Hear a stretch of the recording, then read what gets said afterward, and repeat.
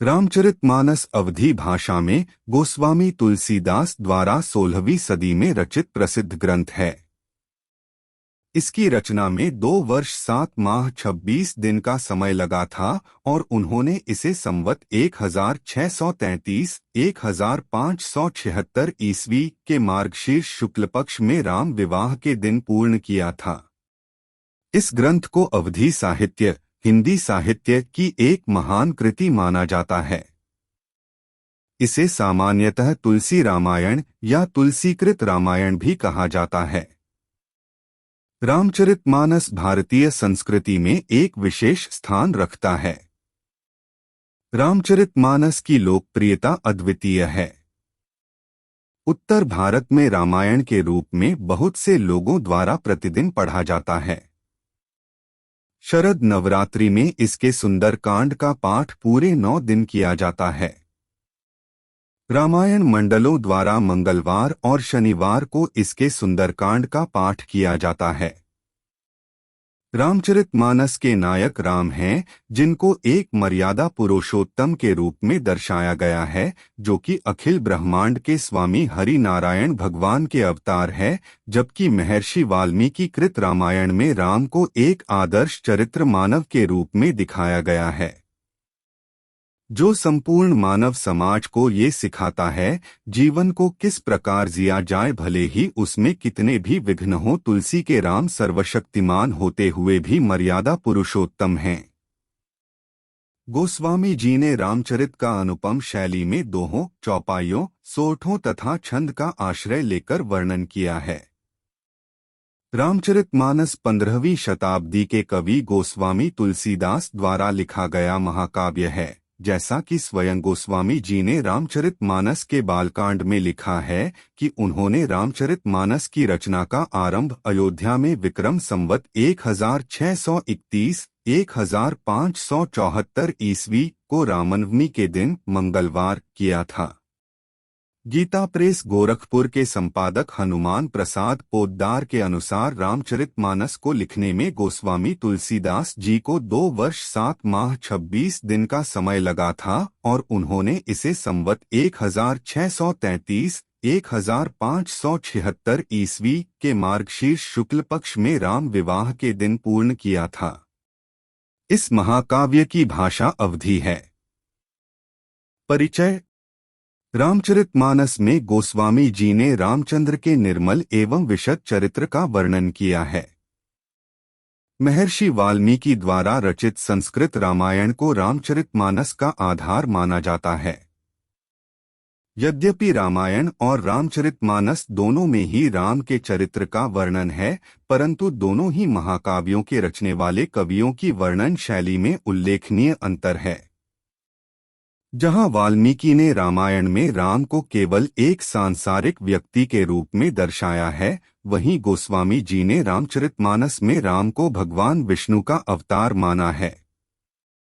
रामचरितमानस को गोस्वामी जी ने 7 कांडों में विभक्त किया है।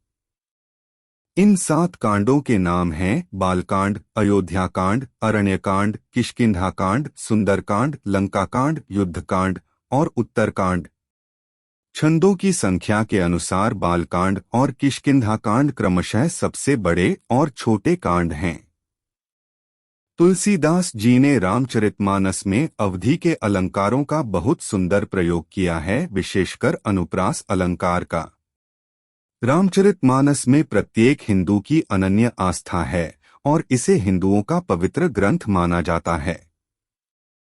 संक्षिप्त मानस कथा। यह बात उस समय की है जब मनु और शत्रुपा परमब्रह्म की तपस्या कर रहे थे।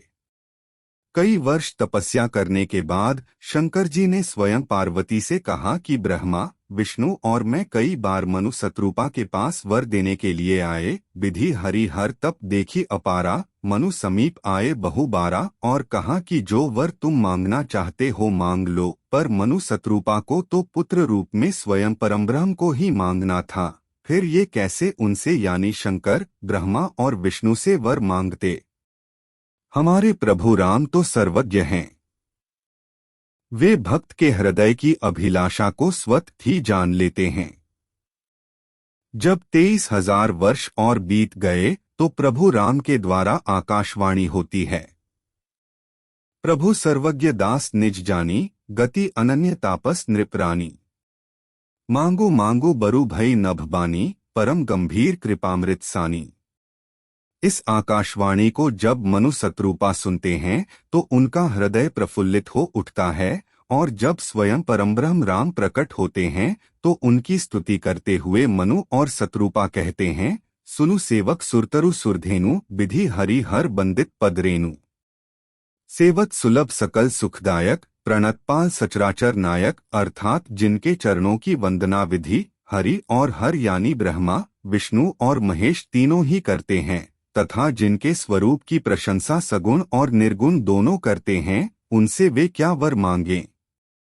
इस बात का उल्लेख करके तुलसीदास ने उन लोगों को भी राम की ही आराधना करने की सलाह दी है जो केवल निराकार को ही परमब्रह्म मानते हैं।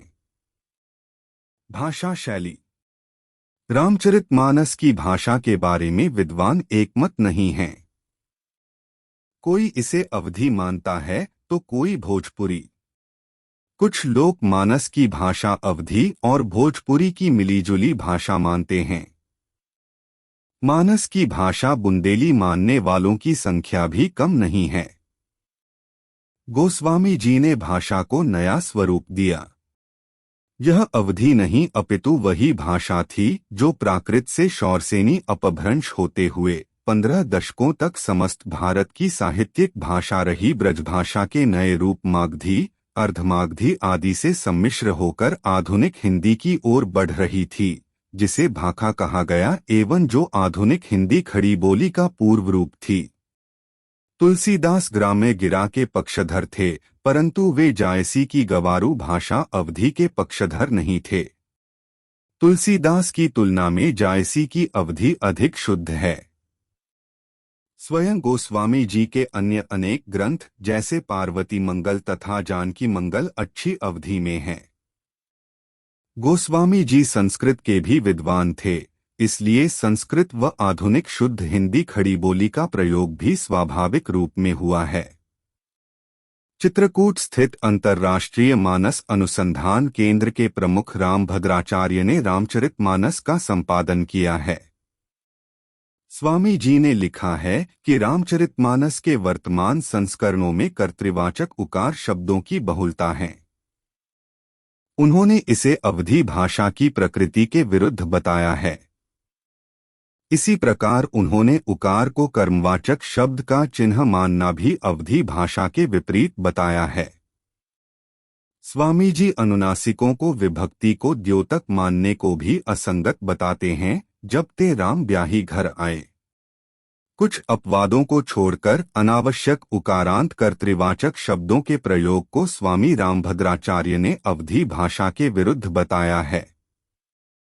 स्वामी रामभद्राचार्य ने न के प्रयोग को भी अनुचित और अनावश्यक बताया है।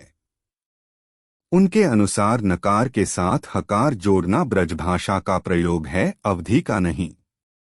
स्वामी जी के अनुसार मानस की उपलब्ध प्रतियों में तुम के स्थान पर तुम्ह और तुम्हि शब्दों के जो प्रयोग मिलते हैं वे अवधि में नहीं होते। इसी प्रकार श न तो प्राचीन अवधि की ध्वनि है और न ही आधुनिक अवधि की। नीति एवं सदाचार। रामचरितमानस में भले राम कथा हो, किंतु कवि का मूल उद्देश्य राम के चरित्र के माध्यम से नैतिकता एवं सदाचार की शिक्षा देना रहा है। रामचरितमानस भारतीय संस्कृति का वाहक महाकाव्य ही नहीं अपितु विश्वजनीन आचार शास्त्र का बोधक महान ग्रंथ भी है। यह मानव धर्म के सिद्धांतों के प्रयोगात्मक पक्ष का आदर्श रूप प्रस्तुत करने वाला ग्रंथ है। यह विभिन्न पुराण निगमागम सम्मत लोकशास्त्र काव्यावेक्षणजन्य स्वानुभूति पुष्ट प्रातिभ चाक्षुष विषीकृत जागतिक एवं पारमार्थिक तत्वों का सम्यक निरूपण करता है। गोस्वामी जी ने स्वयं कहा है, नाना पुराण निगमागम सम्मत यद रामायणे निगदितं क्वचिदन्योपि स्वान्तः सुखाय तुलसी रघुनाथ भाषा निबंधमति मंजुलमात्नोति। अर्थात यह ग्रंथ नाना पुराण, निगमागम, रामायण तथा कुछ अन्य ग्रंथों से लेकर रचा गया है और तुलसी ने अपने अंतः सुख के लिए रघुनाथ की गाथा कही है। सामान्य धर्म, विशिष्ट धर्म तथा आपद धर्म के विभिन्न रूपों की अवतारणा इसकी विशेषता है। पितृधर्म, पुत्रधर्म, मातृधर्म, गुरुधर्म, शिष्यधर्म, भ्रातृधर्म, मित्रधर्म, पतिधर्म, पत्नीधर्म, शत्रुधर्म प्रभृति जागतिक संबंधों के विश्लेषण के साथ ही साथ सेवक सेव्य, पूजक पूज्य एवं आराधकाराध्य के आचरणीय कर्तव्यों का सांगोपांग वर्णन इस ग्रंथ में प्राप्त होता है। इसीलिए स्त्री पुरुष, आवृद्ध बालयुवा, निर्धन धनी, शिक्षित अशिक्षित, गृहस्थ सन्यासी सभी इस ग्रंथ रत्न का आदरपूर्वक पारायण करते हैं। सुमति कुमति सब के उर रहीं, नाथ पुराण निगम अस कहीं। जहाँ सुमति तेहे संपत्ति नाना, जहाँ कुमति तेहे बिप्ति निदाना। इसी प्रकार राजधर्म पर कहते हैं, सचिव बैद गुर तीनी जौ प्रिय बोलहि भय आस। राजधर्म तन तीनी कर होई बेगी ही नास। वस्तुतः रामचरितमानस में भक्ति, साहित्य, दर्शन सब कुछ है। तुलसीदास की लोकप्रियता का कारण यह है कि उन्होंने अपनी कविता में अपने देखे हुए जीवन का बहुत गहरा और व्यापक चित्रण किया है। रामचरितमानस तुलसीदास जी का सुदृढ़ कीर्ति स्तंभ है, जिसके कारण वे संसार में श्रेष्ठ कवि के रूप में जाने जाते हैं। मानस का कथाशिल्प, काव्य रूप, अलंकार संयोजना, छंद नियोजना और उसका प्रयोगात्मक सौंदर्य, लोक संस्कृति तथा जीवन मूल्यों का मनोवैज्ञानिक पक्ष अपने श्रेष्ठतम रूप में है।